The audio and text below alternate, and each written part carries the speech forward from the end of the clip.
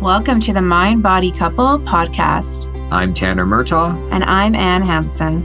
This podcast is dedicated to helping you unlearn chronic pain and symptoms. If you need support with your healing, you can book in for a consultation with one of our therapists at painpsychotherapy.ca. Or purchase our online course at embodycommunity.com to access in-depth education, somatic practices, recovery tools, and an interactive community focused on healing.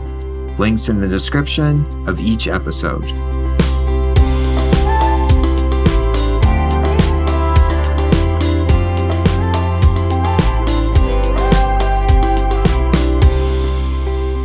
Hi, everybody. Welcome back to our podcast. Yes, we're back. Yes, we survived our trip with our children. Yes.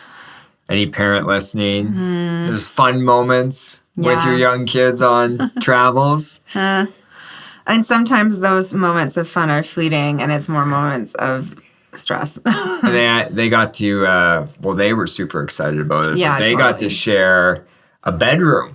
Yeah, they don't normally share a bedroom. So like sharing a bedroom, and actually they shared a bed. So this was like a big deal for them. And that was exhausting for us. Yeah, we're realizing that as much as we can prevent this in the future, separate rooms. I know our kids are 4 and 7. Yeah. And so you can imagine like what 4-year-olds and 7-year-olds are like when they share a room and a bed. They are chaotic and they have different sleeping patterns. So my son, who's 7, is like me. Yeah. Where like his head hits the pillow and he's just like out cold. Which is what happens to me. Yeah. Not that Ann loves that all the time, no. but I fall asleep and them snoring, and then you're like up for an hour. Yeah. So. And then our daughter's like you, and she just doesn't want to go to sleep. Right. So she probably goes to sleep maybe 10 minutes before we do at night. Yeah, like she wants to play, and that's part of her routine. So we have one kid that's wanting to sleep, the other that's wanting to play, and you can just imagine how dramatic that would be some nights. Yeah, so they had a good time with it. But it was a couple of hours in the bedroom. Yeah. Them doing their thing. But overall, it was a good trip. Yeah. It's fun to be in British Columbia. Beautiful place. Yeah. And now we're back. And now we're back into the grind of life. Yeah. School has started. Oh, yes. We're ready to go. Yes. So today, this is something we talk about frequently on the podcast, but we figured we'd put together, a full list for people.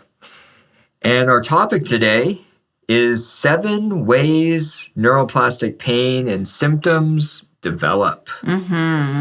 So if you're new to our podcast, we'll give you a little definition of neuroplastic pain and symptoms and why it's important to think about this.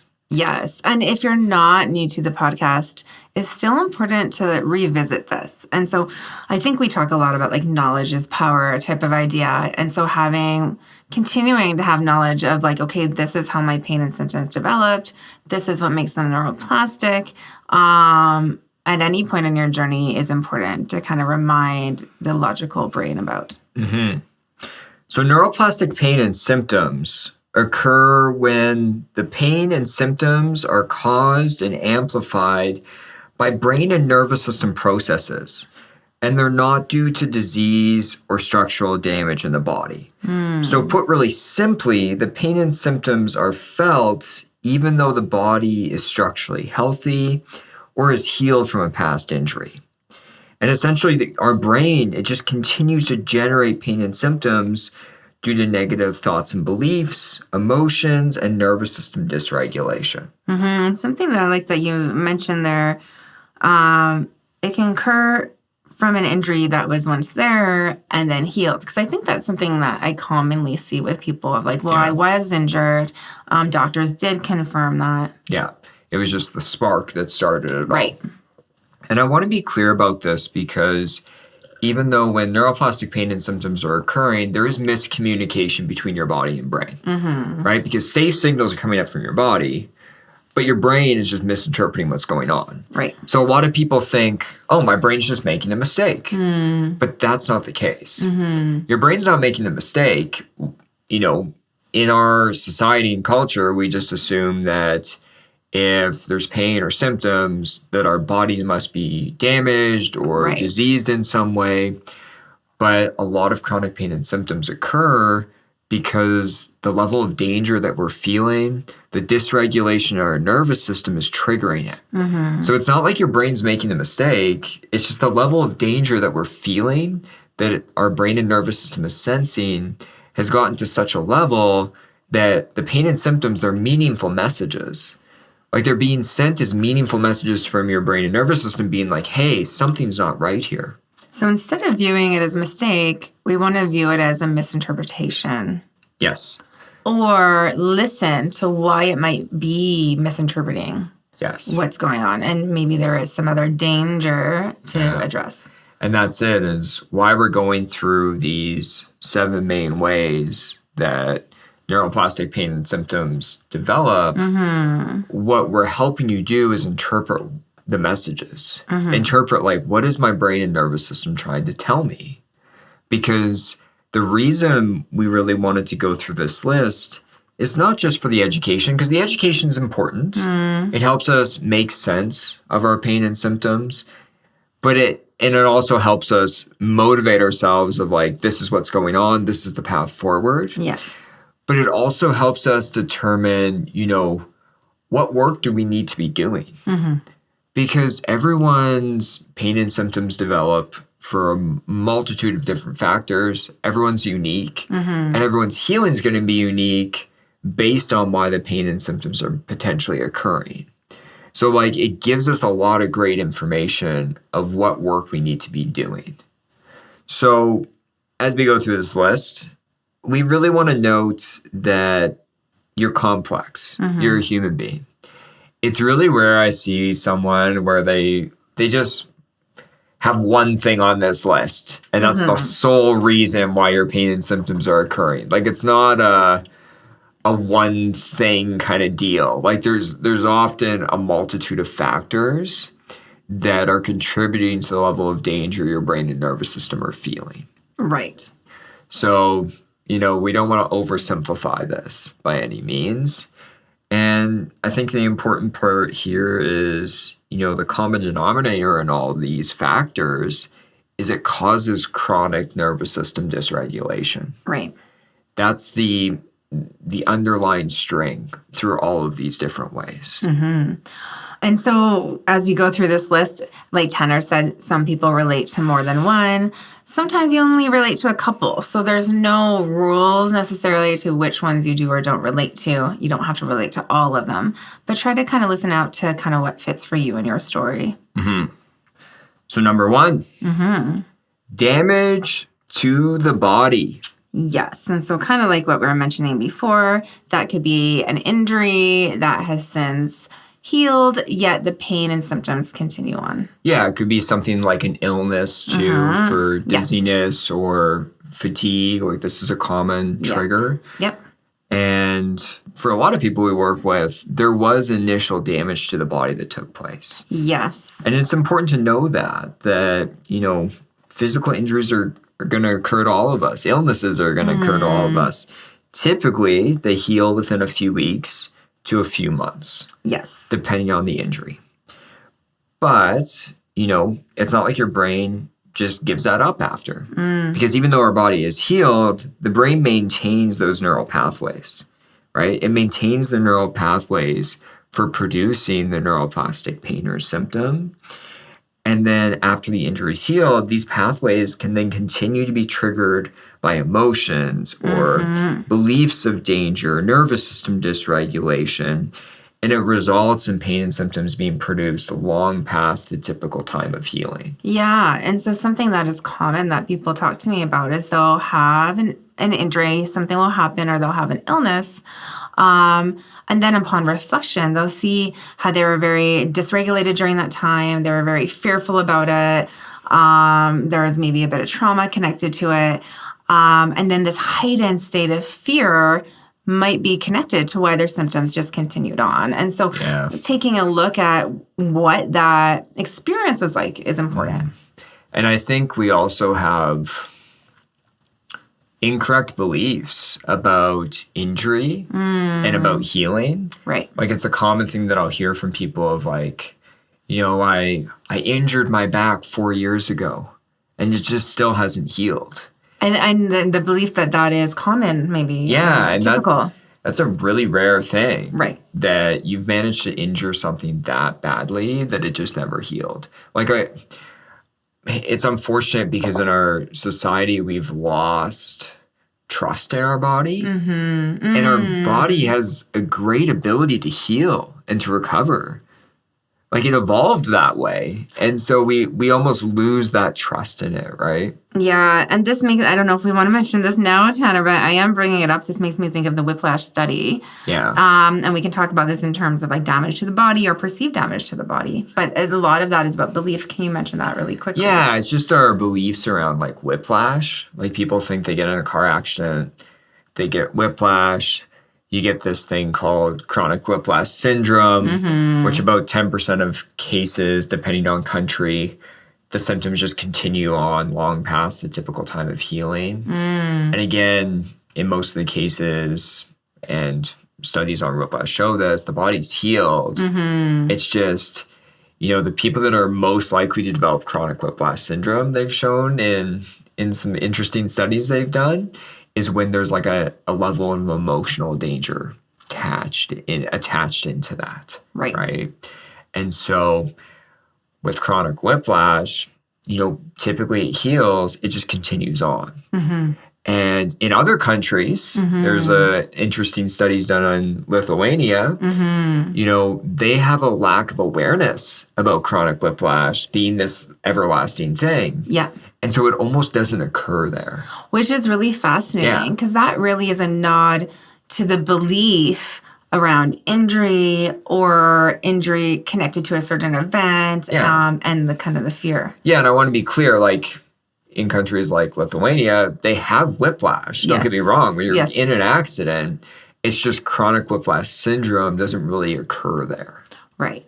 And so like our beliefs about our body, about trusting it, about its ability to heal are going to determine if the pain subsides or symptoms subside after an injury or if they continue on.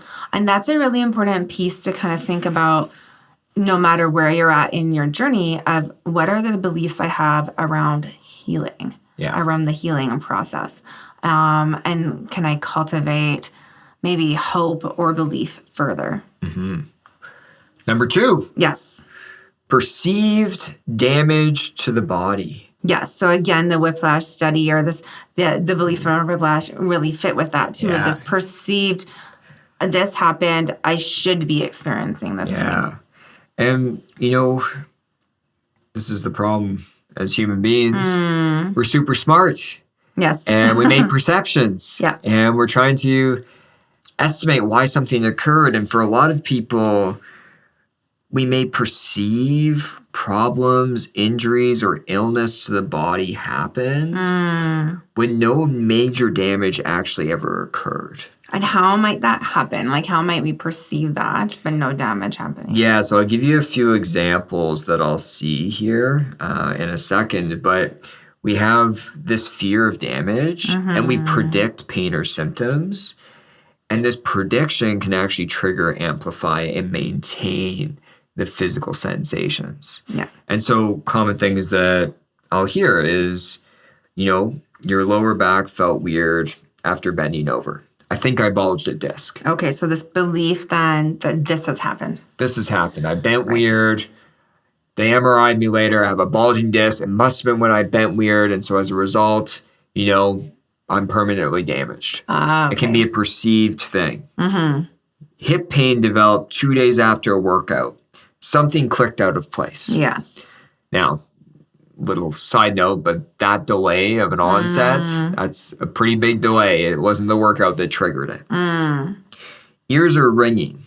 That loud music permanently damaged my ears. Like people have this belief, right? Of, there was loud noise and now my ears are permanently damaged and I'm going to have tinnitus the rest of my life. Right. And something really to say here, when our mind is thinking that, then it's likely to start generating. Yeah. Yeah.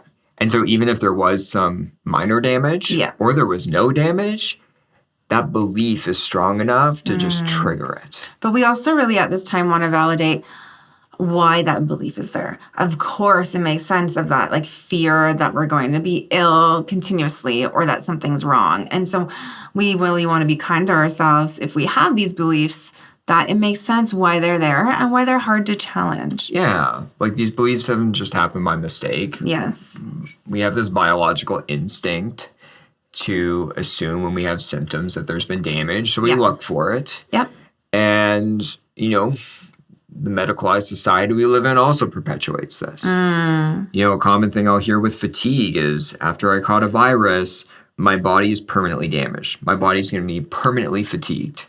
Well, and this is like, again, we need to have compassion to ourselves because I think after going through the COVID and everything that we've all experienced in the last couple of years, there's a lot of beliefs then and a lot of fear surrounding that because it's a traumatic experience for us. Exactly.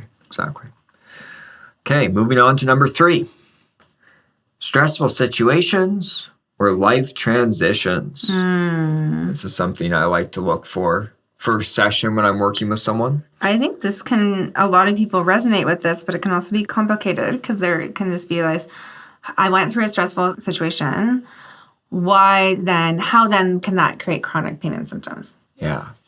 And we think about this, stressful situations, life transitions. The reason they have an ability to trigger neuroplastic pain and symptoms is they can be very dysregulating to us.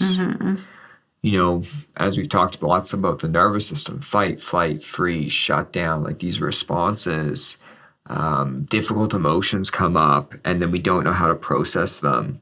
Like stressful situations, life transitions in life, for this reason, can bring on chronic pain and chronic symptoms. I would probably say close to 80% of the people I work with, they can link it back to a stressful situation or life transition. So what about, not argument, or what about the person thinking, well, I've been through lots of stress. Why did this one trigger symptoms? Yeah, and this is the thing is that, your chronic pain and symptoms, they kind of develop over a lifetime. And so it's a scale, essentially. Yeah.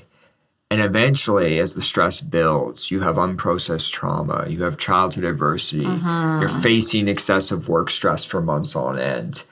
Eventually, it just becomes dysregulating enough. The danger circuits in your brain have been firing for just too long, and it clicks on pain or symptoms. So maybe something to think about is the straw that broke the camel's back. Yeah, it's cumulative, right? Like it's not, for some people I've seen it where something so traumatic happens and it just clicks on. But for others, there's this add-in. And there was just this last stressor that was just big enough. And this could be anything. This could be divorce. Could also be getting married. Right. That's also very stressful. Yeah. University, having a baby, getting a new job, a death of a family member or friend. COVID-19 was a big one. So there's a lot of different ones.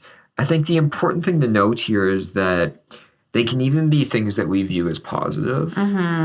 Like big life transitions, like getting your first home or having a baby. These are things that most people are wanting. That's why they're working towards them. But it can be still very dysregulating, that experience. Yeah. When we moved into our house, I think Tanner was so dysregulated and stressed. But something that's so interesting about that is you're kind of caught off guard by that. It took you a while to realize what was going on because it was supposed to be such a joyful event. Yeah, many years ago, I was kind of in la la land until like the day we took possession of our home. Right. And then I was like, what is happening? Well, so much so that you didn't like the house. You wanted to move back. It was just so intense for you. So intense. Yeah. And I've learned over time now to process that experience leading up to it. Ah, yes. This is a big thing. I've learned this about myself is there was just a natural coping mechanism where I just suppress things. almost unconsciously, I just suppressed any emotion until it got high enough that it just all hit. So now when I have bigger life transitions, bigger things at work going on, like I'm giving myself space to feel that and explore that somatically before like the moment hits. And so understanding like onset of symptoms, was there a stressful situation is really important. And then going through as like you go through recovery, how does stress impact pain and symptoms moving forward? Totally. And, having this physiological response, these physiological sensations due to emotions or stressors, that's very normal. Yes. Like I hear so many people being like, on my YouTube channel, I just want to be normal. But this is normal. Like, but we want to again validate that it doesn't feel normal. It doesn't feel normal, but I think it's important to understand because otherwise people get so critical that, and I think this is the hard part. People get so critical that maybe they're broken in some way. But like this is a normal human response that takes place for a lot of us, right? Like when you think about rates of chronic pain in Canada, I think it's close to 1 in 5. Right. It's not like 1 in 5 of the people out there are having such physical damage or disease taking place. Like that's actually really rare.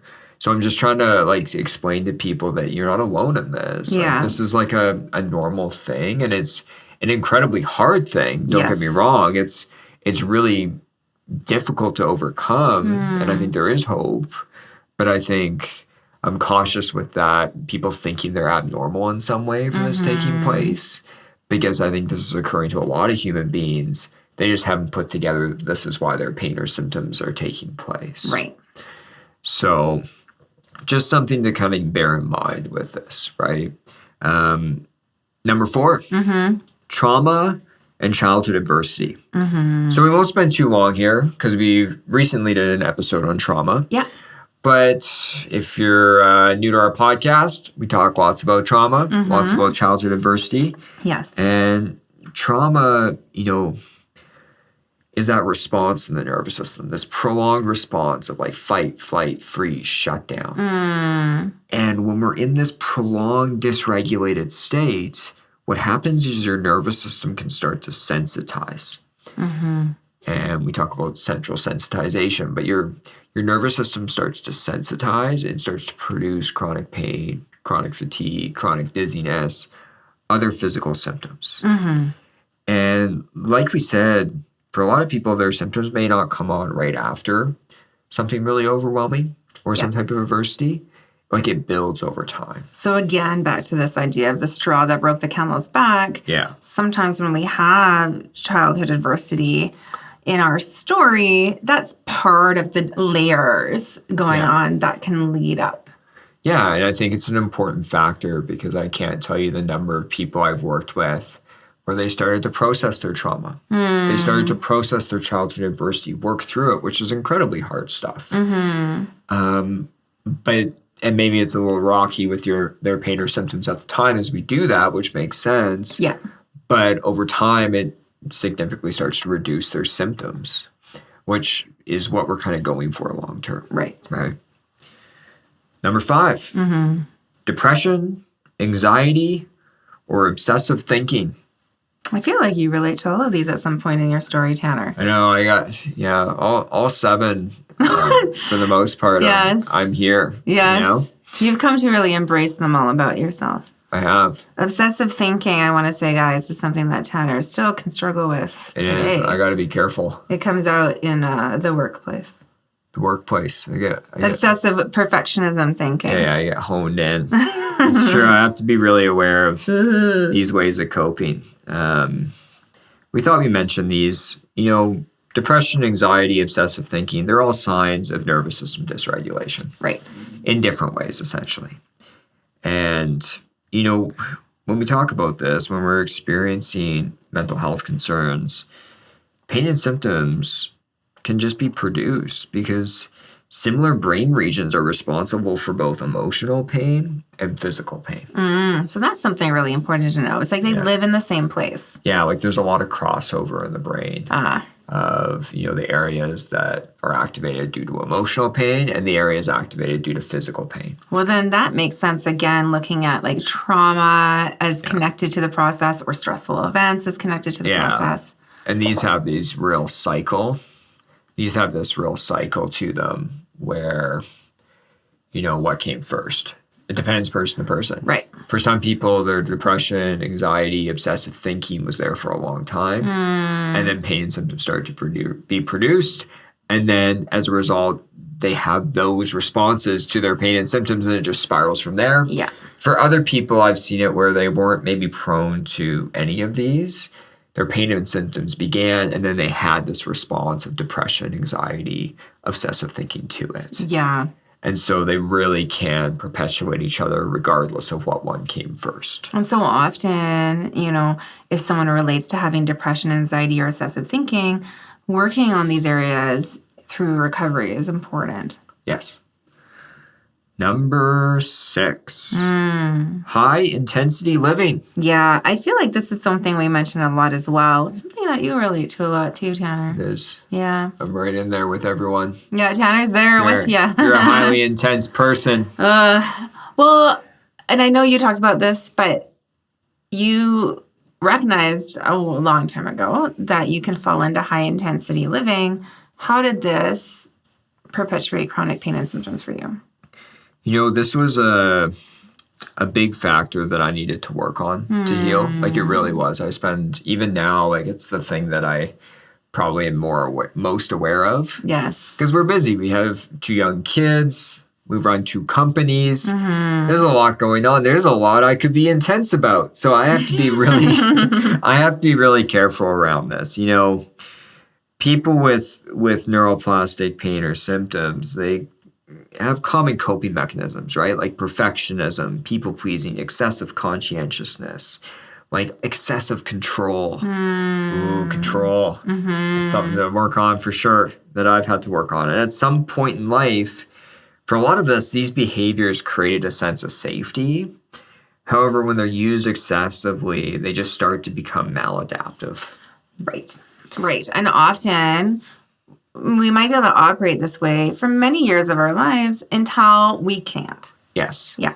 And at some point, it leads to just too much self-criticism, worrying, placing pressure on ourselves, ignoring our needs. And over time, that dysregulation just builds and builds and builds. And at some point, it can just spark chronic pain or chronic symptoms for people. Yeah. And I know we've talked about in previous podcasts, we can't necessarily return to exactly how we used to be. Yeah. And often looking at the way we operate, there are some changes need to be made to maintain recovery. Yeah.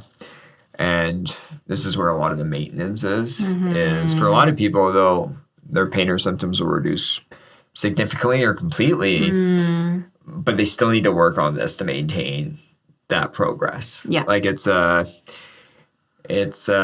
a recovering perfectionist. I say that carefully because I can snap into it if I'm not really aware. Right. So it's something you're like monitoring and working on. Yeah. And lastly, number 7, feeling unsafe in the world. I feel like some of this is not talked about in a lot of mind-body approaches. One thing we really like to emphasize about our approach, the somatic safety method, it's really comprehensive. Like everything on this list, we kind of lay it out, whether it's with our clients or in our course, we lay it out of like how you can start to work away at this. Yeah. Because even if you work on everything we've covered thus far, but you really just don't feel safe in your external world, it's hard to heal, not impossible, but like sometimes we need to make these shifts, these external shifts of the world around us as best we can. Yeah. Some things we can't change, but some things we can change. It may just involve difficult decisions. And I want to be clear, I empathize with anyone that feels unsafe in their external world. That's awful. It's terrible. And it really comes down to, what are the shifts we can make on an individual level to help us feel safer.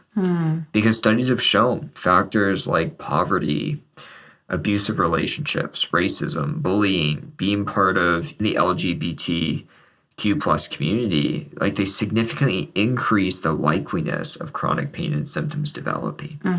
So these dangerous or oppressive social factors that cause people to feel unsafe, they can really drive, chronic pain and chronic symptoms for a lot of people. And you mentioned like some things we can change, some things we cannot. Yes. But having understanding is important if feeling unsafe in the external world is impacting chronic pain and symptoms, and trying to work as best we can and within even it. though there's oppressive social factors, we have we can become part of communities that are supportive and do these types of things, but some of that we can't change. Yeah. But you're right, that link can be really important. Yep. We stop buying in of there's something really wrong with our body. We start to understand that, hey, in my external world right now, I just don't feel safe. Okay, and that takes away the fear of the body's damage. So yeah, like having information around this and understanding can be really helpful for recovery and healing. Yeah. So this is our list. 7 ways neuroplastic pain or symptoms can develop. I know we talk about this kind of now and then in the podcast. It's kind of scattered. We figured we'd make an episode with all the reasons. Yeah. And again, it's probably not a single reason for you. It's probably a combination of things going on. But we really do want people to spend the time, whether you did this as you listened to us or afterwards reflecting on this, because it can help us believe, first off, that our symptoms are neuroplastic. Yep. If you're relating to this list. The other thing it does is it helps guide the work. Yes. It helps guide, what do I need to do? Yes. For myself, I learned I'm a highly intense person. Obsessive. You just have to throw that in there. And you should have seen Anne's face. She was just like, don't forget about obsessive. But I knew that, and that directed a lot of the healing work that I needed to do. Yeah, it can be super informative.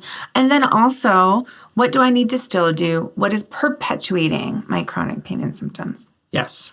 Yeah. So if you've been on the healing journey for a while, this episode still could be very helpful for you to figure out, okay, what are the things I still need to work on? Totally. And what is still triggering me? Maybe it's that stressful event in my external world at my workplace. Yes. So thank you, everyone, for listening. Thank you for listening. And we'll talk to you next week. Talk to you next week.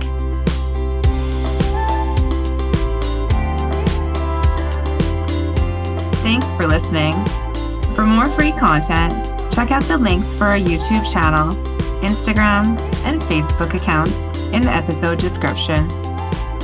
We wish you all healing.